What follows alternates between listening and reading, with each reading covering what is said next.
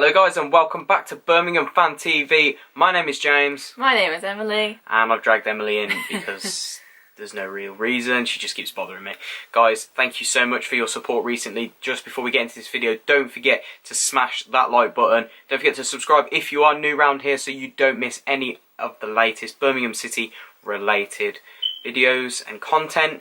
And guys, don't forget to comment and get interactive down below. Let me know what your thoughts are ahead of this weekend's games. Without further ado, let's get into it.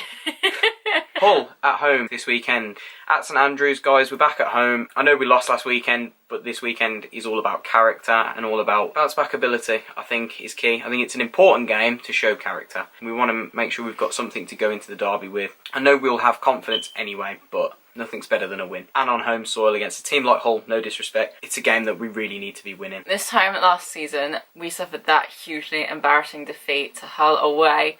The 6-1 defeat that we would never want to talk about ever again. But the last time we played Hull at home, we won 3-0. And I think that we can do that again, but we're in a different shape to what we were before. We are, because I think teams didn't know what to expect from us back then, and we kind of caught Hull cold, I think. This time teams know what they're going to get from Blues, but, you know, whether they can stop us this season, you know, different kettle of fish, isn't it, really? We're not pulling the wool over anyone's eyes. We know exactly what we are, but we're very, very good at it. And that's what Blues are this season. Very physical, very strong, but also very talented as well. It's going to be a test for Blues. The last three results against Hull at home, obviously the 3-0 last season. Before that, in 2016, we did win 1-0. And then before then, the last time we played Hull was in 2012, and we actually lost 3-2. So we've got a pretty good record against Hull at home. You know, looking at Hull as the opponents, they're going to be no mugs. We know that positions in the table don't exactly sum up a team's performance and ability. They're sitting in 23rd, but we can't really take much from that, because any team can beat anyone in this league, let's be honest. Looking at the last 5 results, I think exactly what you just said. It is proof in Hull's last 5 games. They recently beat West Brom, and before that they beat Bolton. And that says a lot, because Bolton have done really well. They've dropped off a bit, but Hull beat them away. So that is something that we have to be suspect of. They could come to St Andrews and really give us a game. Before that, they lost to Bristol City, they drew to Preston, and then they lost to Sheffield United. So they've had a very indifferent form, but you know, that result against West Brom shows that they can beat the top teams, and that win away at Bolton just shows they've got ability and they can go away from home and hurt teams, and I think they're going to be looking to do that again. They're going to want to make it 3-1s on the bounce. They're going to want to get out of that relegation zone as quick as possible. So this is going to be no walk in the park for Blues. You know, and they've got players that can hurt us. They've got experience in Lehigh and Elphick at the back, and Marshall in goal, who's a brilliant goalkeeper from his time at Cardiff. And then you've got sort of players the further end of the field that can really cause us problems with Irvine and Fraser Campbell and Grzycki on the wing. They've got ability, they've got talent. It's just, but we've played teams this season with bags of ability, and you know, they haven't been able to score past us. So Blues just need to do what they're best at, be solid at the back. He's going to want to look for that clean sheet, and then we just need to do what we're best at and kind of bully teams up top. And that's what we've been doing this season. So I mean, Djukovic and Adams as a pairing, they've been absolutely emphatic, and you would not put anything against them to not score. We know that our strikers are going to get us the goals, but I think we need a few more goals from wide positions. I don't think we've had enough this season. Hotter, Magoma hadn't got enough before he was injured, and Mahoney scored, so hopefully he can add another one, but we need more goals from midfield. We can't just rely on the strikers. If we did get an injury, where's the goals going to come from? However, in saying that, talking of midfield,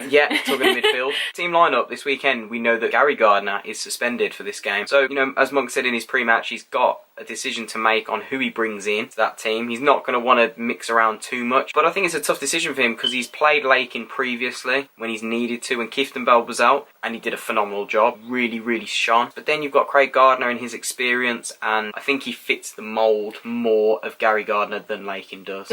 Funnily enough, as their brothers, you think like for player. If you wanted to keep the same momentum and the same style of play, I would say to put Craig Gardner in. But if you want to switch up a little bit and make things more attacking, I would say Lakin. He has a blue nose. He does play with the badge on his sleeve. So I think if you're going for Lakin, you're going for energy. He's a bit of a Kieftenbeld with a bit more passing ability, whereas with Craig, you know you're going to get someone that's going to sit in front of the back line and he's going to dictate the play going forward. He's good, you know, he's got a good range of passing. I think both can do the job. It's just, I think it's more experience. It is experience, yeah. It's experience over. But it's no harm giving Lakin a try. So the team for me is going to be Camp, Collan, Dean, Morrison, Pedersen, Hotter, Kieftenbeld, I think Craig Gardner, Mahoney, and then obviously Djukovic and Adams up front. Can't see any changes Otherwise, you agree there? You about to I would say? agree. Yeah, Yeah, I wouldn't change anything at the moment unless there's any injuries that happened before the game. There's no point in changing anything. It'd be interesting to see when Vassell, Davis, Magoma come back.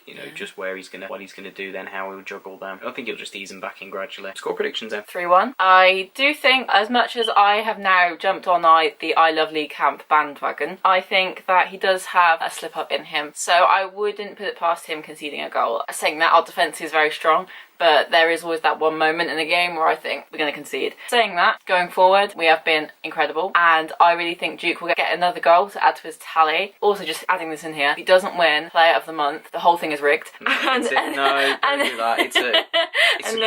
It's a cursed award. If somebody wins that, and if we win Manager of the Month, we're going to have a bad month. No, genuinely, it's cursed. Not anymore, it's not. Shea Adams will score, and then I think Mahoney will actually have a good game, and I think he'll score as well. I'm going 2-0. I think it's a slightly tighter game. I think we're going to be looking more for the clean sheet, because letting 3 goals in last time is going to upset Monk massively, being, more the defensive side of coaching.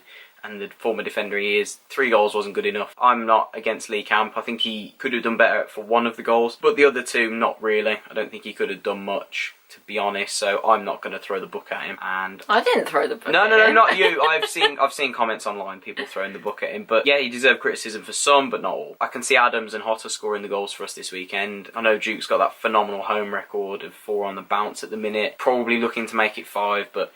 Yeah, I'll go with a 2-0. And congratulations as well to Jukovic and Monk, who are both up for Manager of the Month and Player of the Month. For me, they should both win it, but it's cursed, so send them out. So I think the last manager to win it for Blues was Chris Hughton in January. Was it Hughton? January 2012, which surprised me because I thought Rowett won it, but he didn't. So it'd be interesting to see if we can get Manager of the Month this month. Let us know who you think is actually going to be more correct, whether you think that I'm more likely to get the score prediction right or James. Let us know down below, because it'll be really interesting to know what you guys think. Let us know your score predictions as well. Let us know if you'll be there at the weekend. And just let us know what you're generally feeling about the channel in general. Are you enjoying the content? Is there anything you would like to see more of? I do have plans, but after the Christmas period I'm going to look to expand a little bit further, but I will let you know in due course, guys. And don't forget to smash that like button down below, subscribe if you haven't already, and guys, I will see you for the Hull review and the Hull vlog. Guys, have a great week. I hope to see you down St Andrews. Keep right on. Keep right on.